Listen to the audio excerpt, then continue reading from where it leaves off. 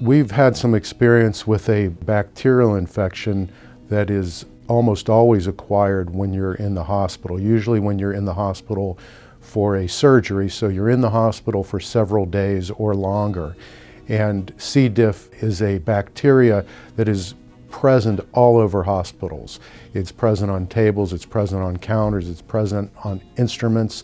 Studies have been done to show that C. diff the bacteria is found everywhere in hospitals.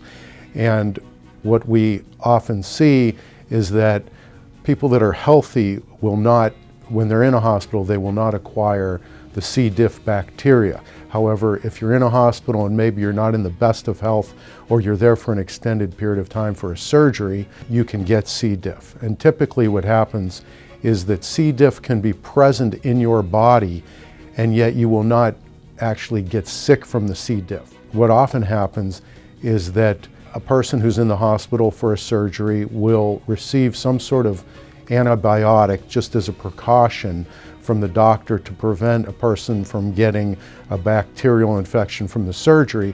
But what happens is that after taking an antibiotic for several days, that kills the good bacteria in the intestine, and C. diff then flourishes and it will start attacking the tissues of your intestine, will actually cause the death of your intestine.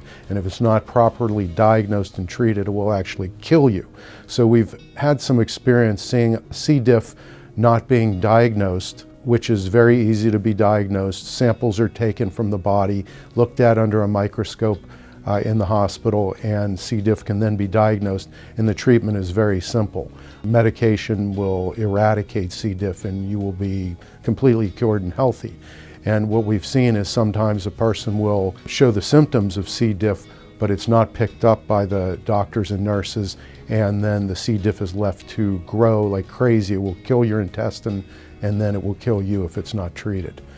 We've also seen some situations where it is diagnosed and treated, but the treatment is not lengthy or significant enough to kill off the C. diff 100%. And if you stop the treatment very quickly, let's say after just a couple days, it will grow back and of course kill your intestine and then kill you. So if you believe that you or a member of your family or a friend got C. diff and it caused a significant injury to you, then you should give us a call and we can review the medical records and determine whether there was a failure to diagnose and treat the C. diff.